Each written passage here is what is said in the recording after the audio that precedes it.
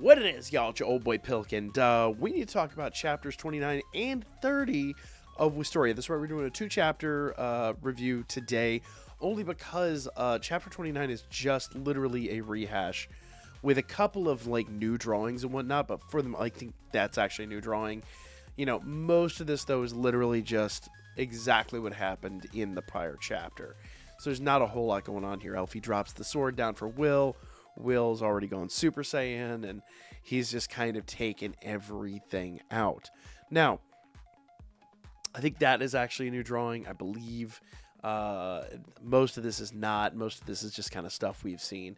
And then, of course, if you remember correctly, basically, Will unleashes all holy hell on this guy. And, I guess technically it's a monster, whatever. It's a dude-looking monster.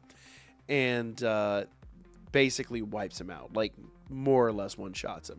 And that's when Headless and the other dude kind of unload this crazy huge scheme where just all these monsters kind of came out of the woodwork and just kind of started wreaking havoc on the town. And Will just kind of one-shots them all. It was completely insane. Very similar, like there was a lot of foreshadowing in the chapter where the light mage first shows up, and like a lot of allusion to that in and of itself. But Will kind of just finishes them all off, no big deal, and everything's said and done. And remember, Werkner kind of got run through here, and Finn's just kind of celebrating. Like, Finn's loving this, and I think it's fantastic. I'm here for it personally. But he says, let their story begin, Wistoria, wand, and sword. So that's chapter 29. We get into chapter 30, which it actually looks like is the kickoff of the new volume, sort of. I don't know, 29 is kind of a weird space. It's like the same as 28. It's very strange.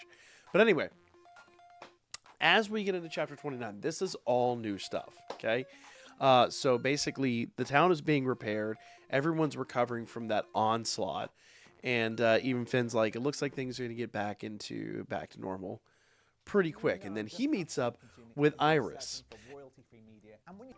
So as he's kind of talking to Iris, Iris is just kind of like, hey, I don't want you to call me that anymore. He calls her, what do you call her?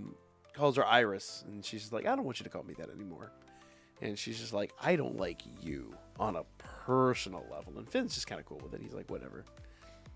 And straight up calls her on it. He's like, so you have a thing for him too, huh? Awesome. And he's like, but he's mine now. Now, he doesn't mean that in that, like a romantic sense. He literally means like he's going to train Will. Will is going to become his protege, so to speak. And they mentioned it's graduation day. No more playing games. And I love it because, like, right away the intention. But if you remember, Will was 1 point shy. 1 point shy of graduation.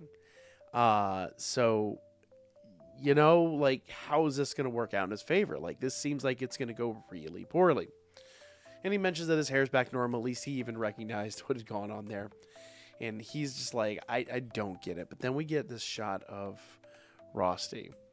Now, remember, Werkner got ran all the way through, and Rosti straight up got impaled. So, Rosti seems to be MIA at this point. Rosti is out of the picture. Now, what's really interesting, somehow his glasses got repaired, and I don't fully understand how that happened. Doesn't make a lot of sense, because it seems like, Rosti was kind of that person, but I'm guessing there's some other people around that can do that.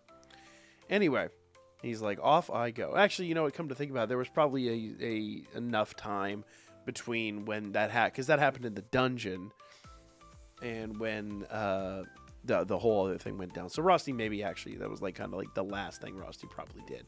In hindsight, now that I'm really like thinking about it out loud, that kind of does make a lot of sense. And he's like, all right, well, we out. So we have the graduation ceremony here, right? And they even mentioned like many lives were lost during the campaign, and during obviously the celebration and all that. And she's like, many people put their lives on the line, and everything was just kind of Yeah, obviously this is not the way they saw it going whatsoever. But I mean, she's like, yeah, we can't allow ourselves to be, brought down by it forever. Like, right? Like, we've got to move on. And I guess it makes sense. It's a bit cold-hearted, but I mean, it does make sense to a point. So they are going into the graduation ceremony. And 401st, she says, graduation ceremony. So 401 years. And I think didn't they mention like that's not even like years, that's like every few years or something like that. Anyway. So you may receive your diploma when your name is called. Now, the big question is Will going to graduate? And she calls Will's name, Will graduated. But he still doesn't have enough points to kind of move on. He's lacking a point. So, this is kind of bittersweet. Now, worth noting, Werkner's back. So Werkner clearly, they even mentioned that Werkner would be okay, that he managed to survive that, and it is what it is. So now they go on to announce the names of people that will move on to the tower. So they have this special hat here. They call it the Hat of Mercedes, who was the original mage that kind of put up the barrier and all that.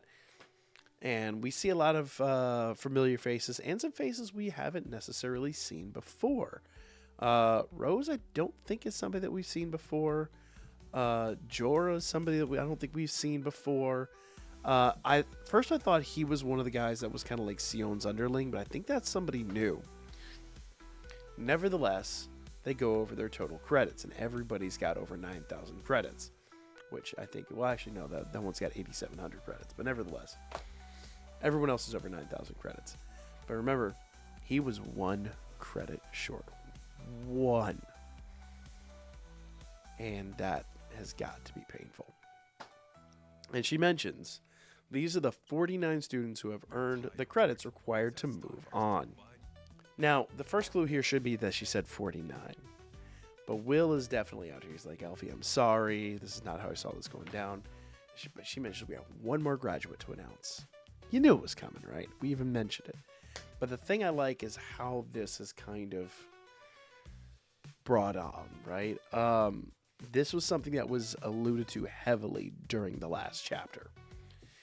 This person just completed all the requirements for the tower eligibility at the very last moment. And you see these two here. Edward is like, no. I deliberately said this is not going to happen. He set out to prevent this. So to be accepted, you have to basically create a new type of spell. But the new spell that was created has washed away the despair of many, saved the lives of countless citizens. And that spell is courage. I mean, it makes sense, right? That's exactly what it was. So, in a way, I mean, and it was even mentioned like that. This is his special skill. This is one thing he can do. Now, arguably, yeah, I mean, it makes sense. Arguably, he did kind of use magic, so to speak, even though it was kind of elfies or whatever. But that transformation he went through, I mean, you can't deny that there was something magical going on there. But and even if it was elfie, whatever, they have no idea. They have no clue how all that went down. And Edward's losing his mind, and it makes sense, and it'll make more sense here in a moment. I welcome any objectors to make themselves known. However, if you accept this young man's courage as a form of magic, I invite you to applaud. And everybody erupts in laughter. Even Sion's, erupts in laughter. Thankfully that didn't actually happen. Erupts in applause. And Sion even applauds himself. That is actually one of the big clues. So even Sion's clapping, everybody's going crazy. Basically, it's a standing ovation. And what I appreciate about all of this is you obviously get him in his hat and everything like that. And Edward, you finally understand. I mean, we kind of did know, but he lets it all out here. his fate will be the same as mine. Edward was built up and let down, and it was the worst for him. And he even mentions here, he's like, this is going to happen to him, and it is unfair. And I can't disagree with him. The logic is sound. The logic is absolutely sound, but this is pretty much it.